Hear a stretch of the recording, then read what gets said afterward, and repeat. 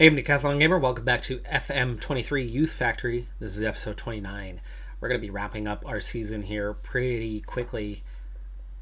8th tier.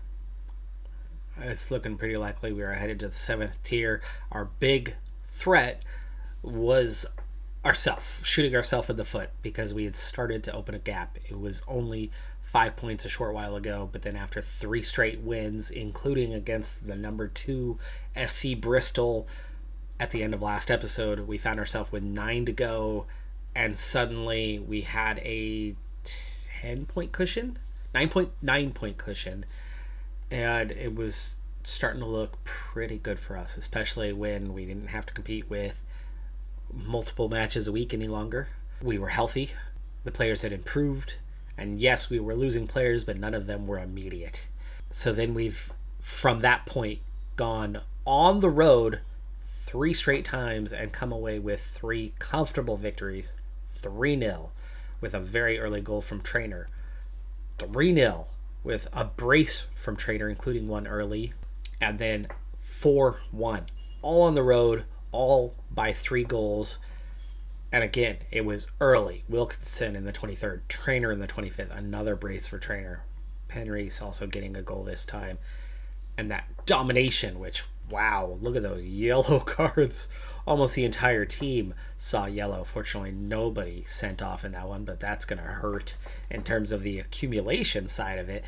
But we're down to 6 to play, and coming off of straight victories, just a couple of draws in the last 3.5 months, will finally see us looking really good. This is all but wrapped up now.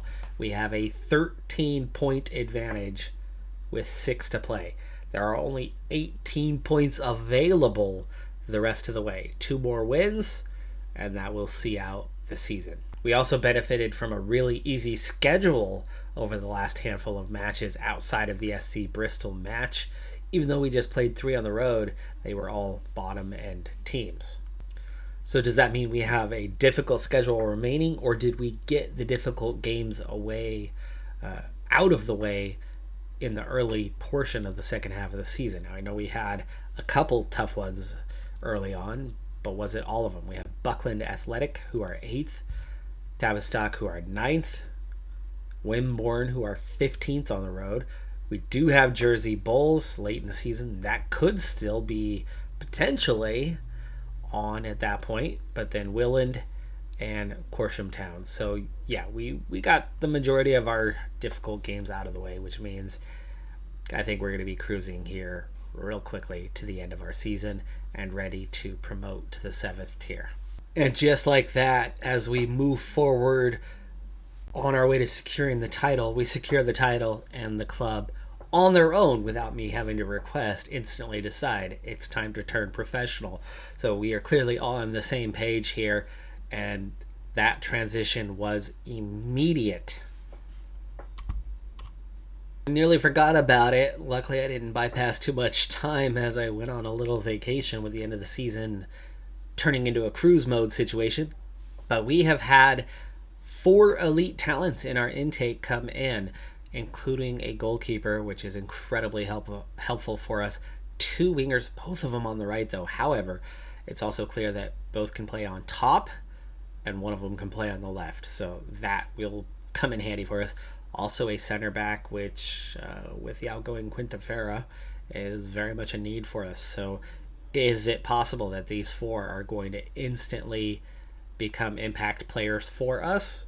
Could be. It looks like we also have a Ghanaian fullback at a position who looks like he's got some quality, not maybe a lot of potential, but that's good because we look to be on the verge of losing our fullback, our left fullback. So looks like we've had a pretty decent intake here. These 2 decent talents will probably not end up getting signed, I would imagine, but we'll take most of the rest. But I do need to properly evaluate them to see where they fit compared to everybody else.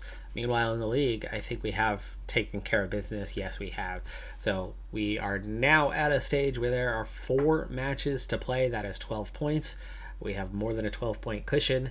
We have officially won the league, hence the transition to professional. Meanwhile, Trainer has 44 goals in the league this season and a 7.86 rating. Gordon has 20 assists. In all competitions, you can see Trainer is pushing already above 50 goals. He didn't get at least 2 in the FA Trophy. We only played, I think, 2 matches. He had 1 or less goals there. But either way, 50 plus goals for Trainer this season. That's a pretty good haul, especially considering how this season was a little bit more of a struggle than what we experienced recently. We're going to have 3 players to replace, so that's obviously going to hamper the start of next season. Not at the same scale that we had. The summer could change things once again. We did lose 1 outright last summer, and then we had 1 that we lost with the loan back for the season in Quintafera. Can we keep it down to just the 3 players lost as we move up to the next level? I'm really happy with the turn professional status. I think it was the perfect time for it. With the new professional status, things have changed. 1 includes our coaching staff. We now have 2 more slots for regular coaches, which I'll look to fill here over the summer. Scouting department added 1 more scout slot, but I'm not using them all anyway. I have 2 scouts. That's enough to keep up on all of our past players. There's only 10 of them. But it's also enough to keep up on the opposition as you play. So scouting our next opposition, and then 1 to kind of keep track of all of our former players. Beyond that, it really doesn't matter for us. We have just our 1 head physio. We've already had a physio slot, a secondary physio slot. Now, finally, something I've requested and been denied of before, we have the availability of a sports scientist. So we'll be filling that one this summer as well. The board automatically renegotiated a bunch of coach contracts. However, they renegotiated them to the exact same time frame that we are already on. So I will need to sign new deals. I had only signed 2 so far with staff. I had handled all the players earlier in the season, but that's another thing that we're going to need to deal with, converting them all towards full-time status. Looking at our U18 squad, we now have our intake players versus the existing 18s. You can see that at the bottom end there are 7 players below anything. So the intake minimum standard of players for the first time is a little bit up. 35 was the minimum, so the bare minimum that some of the players brought in. And you can see right away there's a player, a Turk, who is not going to be signing with us. He's a 35-36. He's already as good as he's ever going to be. But at the top end, there is some quality. There is absolutely some quality in this intake, to an extent at least. There are 9 players coming in that are instantly better than anything we had at our U18 squad level. Plus, Ben Hassel not far behind that, and certainly adding that potential ability. But speaking of potential ability, 4 high-end, or really 3 high-end players, 3 that will be with us for a short while and could instantly have an impact on the team. Berchielli will be our starting goalkeeper for the coming season, so he's coming in straight away. The best ability, we know that means he's probably looking at a 2-year lifespan with the club as our starting goalkeeper, but that's going to be great to replace Greg as we go forward, as that goalkeeper position was a real concern this season. Greg did okay, really did okay, improved ever so slightly, but his 47 is instantly going to be an upgrade. Well, the 69 is an instant upgrade to the 47 that Greg gives us. And these other 2 guys look like they could be ready to step into the senior squad right away. So 3 players into the senior squad. We have 3 players outgoing from the senior squad. So that is such an easy decision for us as we go forward. League's already wrapped up, so I might wait to do this until the off season, not introduce these guys just yet. It'll help them from attracting any attention. We might store them in the U18s for this, next couple of months. Ben Hassel looks like he could maybe be a factor, but I doubt it. It's hard to say where we're at. Back on the current ability front, yeah, this left back, like a 58-98, looks a lot better. 55-57 for Sean Clark. That's an iffy one, because can he play? Sure. Should he play? Probably not. We'll have to see how the attributes are distributed for him to see if he's worth hanging on to. Otherwise, we should probably let him go. Gardner, 37-48, not good enough. In fact, let's now see what is our bottom end here. Urtuk, Gardner, and then Clark. Those are kind of your iffy ones, and maybe this Dwayne Nichols. Maybe we let all 4 of those guys go. Clark, I think that'll depend on how much quality he actually has, how it's distributed, but otherwise, let those 4 go. Sign the rest. Jersey Bulls 1 match ago were 2nd in the league, now 3rd as Taunton Town has restored their position after quite some time of 2nd place in the league. Very much down to the wire here. Obviously the championship already secured today, and what I'd theoretically want to do is I'd want to get those new players vetted, get them some experience at the senior level, but I fear the earlier I bring them up, the earlier that they're going to just get swept away by some other club. So I'm trying to prolong that this time around instead of rushing to get them in. I don't want them to get on anyone's radar yet. Store them away in our U18s, and hopefully they can remain unnoticed until the start of next season, which they're going to have a role anyway. Training full-time makes no difference whether it's U18s or senior squad. The experience certainly would make a little difference, but I think the popularity piece, the well-known piece, if they get that experience at the end of the season, somebody may bother to actually scout them, and we could be losing them very early. So for today, as we play Jersey Bulls, and I've got a couple changes in the lineup, not because of that, of trying to get others experience, but in one case we've managed to do that anyway, but it's because of injuries. We have down the stretch here picked up 2 injuries to a couple of our key players, 3 actually down the stretch here in all. So one of those 3, Connor Mortland, is available past his fitness check, but is quite fatigued, so he's on the bench, available for the second half if necessary. But in the other case, it's Kitching in the lineup. Oh no, not Mortland, the other defensive mid. Mortland is here in the lineup, but Kitching gets the start today. And then the one that's actually a youth player, as we had to go pretty far down the depth chart to find a replacement, as 2 of the injured players are both defenders.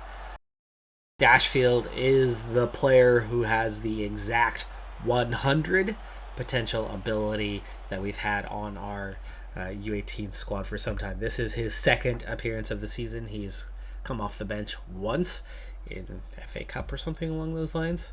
First half already has come to a close. 5-3 on the attempts, only 2 total shots on target, and just half of a goal worth of XG combined. So at this point, we're looking like maybe a 1-0 finish. Who, though, might be getting that 1 goal. Redknapp on a yellow. Probably will get himself subbed off here at some stage. Really quiet game so far, though. So we'll see what the team can do here. The result doesn't matter for us. Nice ball over the top for Penrese. He's onside. Was Trainer onside, though. He does get the goal. It looks like he might have been level. It was awfully close. Webb, really nice ball. The 2 center backs both playing Penrese on. And yes, Trainer is onside. Penrese was about a step beyond the 6-yard box, and Trainer was right on top of the 6-yard box at the time of the pass. Therefore, was about 1 step. The right side is Fish. Very nearly makes it too. Really nice save on that one. And now Gordon takes the corner. Headed away by Bickley. Penrese recovers. Gordon finds Kitching inside. Redknapp on that yellow and probably needing a sub sooner rather than later to avoid trouble. Nice ball inside Mortland. That was flaring out pretty quickly. Not sure if that would have hit the post. Webb, Trainer through 3 defenders and then bangs it off the woodwork right on the upper corner. So close to a goal himself. We are closing in on the actual 1 goal worth of XG, and they have done absolutely nothing in the second half, remaining on just 3 attempts and just that 1 on target. But a big chance here to equalize, and no, we're going to clear it away pretty easily. Trainer keeping possession, and the counterattack is on. Nice through ball. Really poor defense there. Great read, though, to find that gap and play that ball through there. Probably should have done better. It should be 2-0. Alright, well, let's focus on getting Redknapp out of there. I don't have any backups. I'm down 2 injured defenders, so I don't have a backup. So I suppose we're going to let him play it out.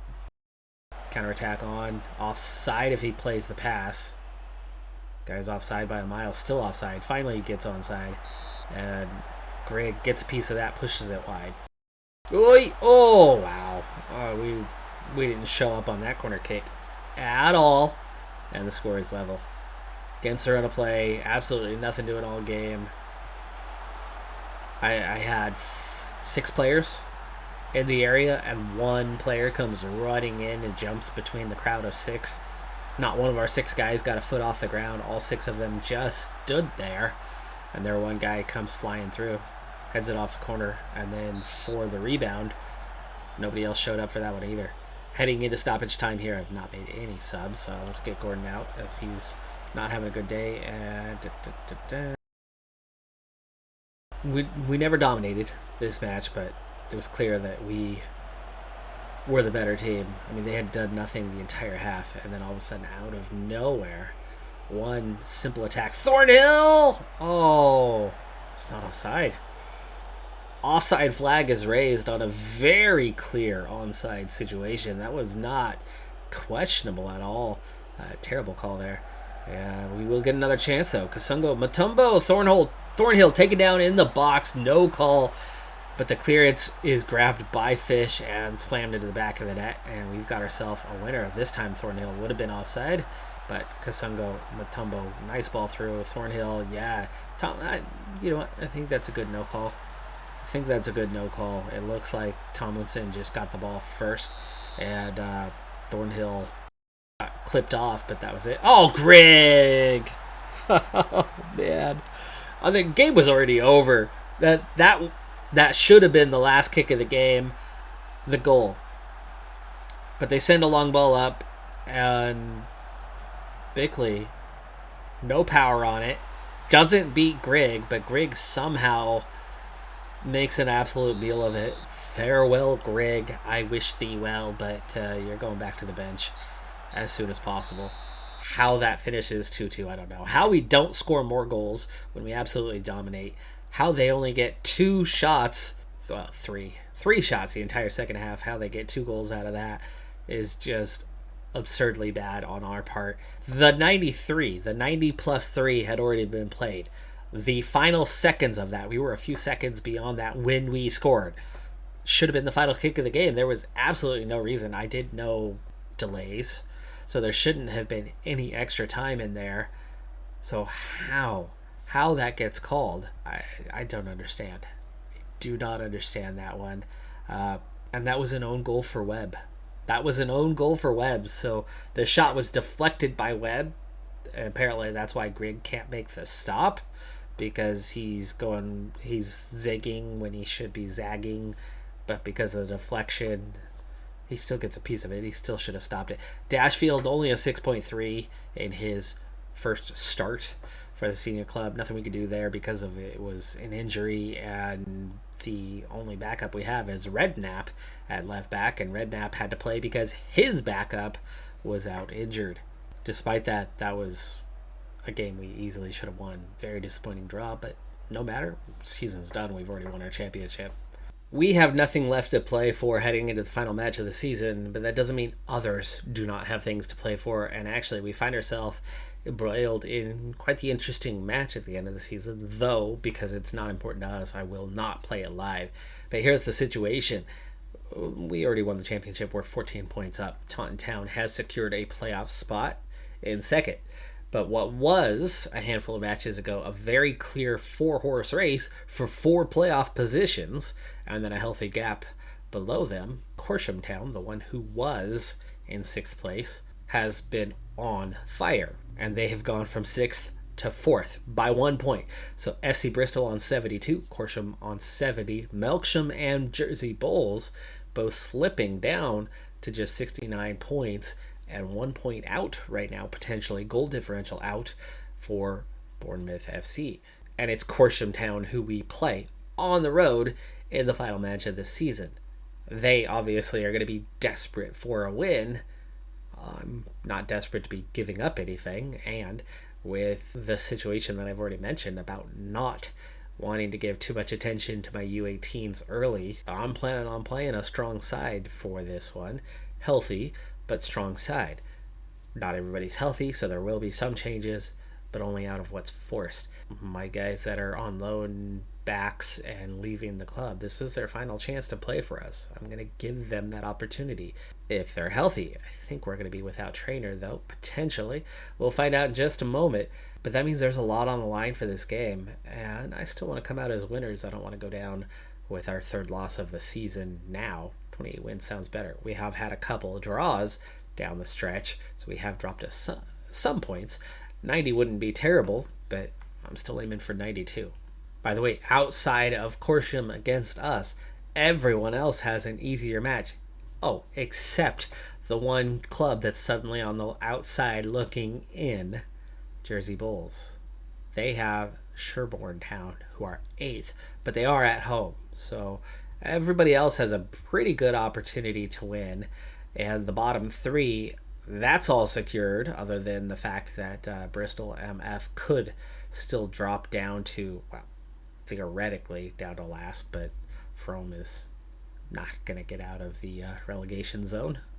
So from the expected roster, McFadden, unavailable, injured. Trainer has picked up an injury. It's just 2 to 3 weeks, but he's out for the final match with us, so we don't even get him. That's definitely sad. McFadden's still out. Everybody else is back. We're kind of lacking on the fitness side for Evans, but everybody else is back and healthy. I have my one spare bench player, so we'll be rotating in, which means I only have to fill one void, and that void will definitely fill to the bench. And so the changes that I have made, Tom Evans, who passed his fitness test and this time is conditionally good to go. He's going to come in at that right back, with Redknapp scooting over to the left back, where he is nowhere near as good as he is on the right. And meanwhile, it's Thornhill coming in on top. That could hurt our chances in scoring for sure. He just got his first goal in forever, as in, quite a while. A match or two ago. Palmier in on the bench with Wilkinson. Let's see if we can get the job done. Final match of the season. We do not get the job done. Corsham Town salvage a point. They actually outplayed us a bit. We had better possession, but they did have more attempts. So is 1 point enough for them? For us? For them it was. Melksham Town is actually the ones that go down. Jersey Bulls pull off the difficult task, and Melksham Town dropping with a draw away at Plymouth Parkway. Plymouth Parkway, 17th place on a -20. So Melksham Town end up shooting themselves in the foot. Corsham Town, even had they lost, probably would have been secure, depending on the goal differential, of course. A loss, at the very least, if we win by a single goal, they're going to be sitting on a +29 and just 70 points. So depending on how badly that result would have potentially gone, would have made the difference. We could have rained on their parade, and we didn't. They rained a bit on ours, but at least we stayed out of that loss column, taking just 2 losses all year, both losses coming very early in the season, and 6 of the 9 draws that we had on the year came in the front half. So 8 results not going our way the first half of the season, just 2 in the second half, making a big difference and ultimately leading to us pulling away with 90 points with our final tally. It's definitely not what we had done the last couple of seasons, but in the end, 90 points is still a pretty good points haul over the course of the year. Enough to claim the title fairly comfortably and see us rise to the 7th tier, which of course has already netted us a professional status going forward. I do think that is going to come in very, very handy in the seasons to come, as we should see a lot more rapid development. It also saw an expansion of our staff, which is going to see similarly an improved development of the athletes. And so it's not just going to be those potential stars, those potential Premier League stars that come in through our intakes that see the rapid development. We should start to see better development now on those slower to take off players. competition level is going to go up again. Our reputation is going up again. So those are both factors. The level of the opposition, because of the increased level of tier, all of that is going to be contributing factors in this. But I think right now, importantly, that staff expansion, and especially going full-time, training daily instead of just a couple times a week, is going to have a pretty big impact on now taking that group that has been so slow to take off to go more quickly and get to the level that they are expected to rise to. And hopefully, as I mentioned earlier, hopefully they're not going to attract a whole lot of attention because they don't have the higher potential. They don't have the potential to play in the Premier League or even the Championship. They're going to be, League One, League Two, National League kind of prospects, which means there's just not going to be as much attention. And maybe we can hold out on those players a bit longer or hold on to them a bit easier, which means we can retain players well enough, long enough outside of those wonder kids that come along, which, by the way, I've been keeping a really close eye on the last couple of years. The top wonder kids list that comes out yearly, the top 50 wonder kids in the world. I really thought McLaren would have been on that list at the tail end this year. He wasn't, and nor have any of our players ever made it on that list yet, but our time will come. It's not going to be with our guys. It's not going to be with the guys playing actively currently for Youth Factory FC. It's going to be for our former players who are still young, still count as, potentially top wonder kids that have moved on, that are on a championship side or on a Premier League side. And of course, that's a factor too, right? Who you play for, all contributing factors to that. But anyway, we have doubled up the goal differential of those behind us. We have established ourselves as the best team in the league, but certainly not like in the prior years. Taunton Town, FC Bristol, Jersey Bulls, and then the surprise one, Corsham Town, will play it out for who goes up with us, but this is a big step. This will take us up to the Southern Premier South, and the last notable step before you really start getting in there. We're not in the Football League yet. We still got a ways to go on that matter, but in terms of the standard release FM version, we're going to be just one tier off of where the game normally starts.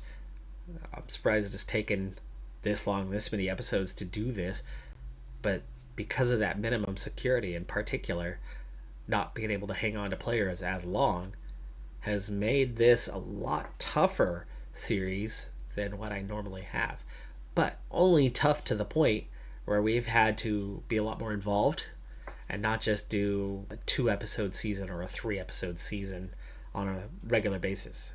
It's only 28 episodes that we are in, 29 episodes that we are in now. But in that period, it's the end of the 2027 season. So we've covered quite a few seasons, but that's more like double what I would normally expect a season to go in terms of episodes. And these last couple seasons, this season in particular, we really had to slow things down. Now, the big test for next season, though, is can we replace two of our 3 players that are leaving are our 2 best players by some margin.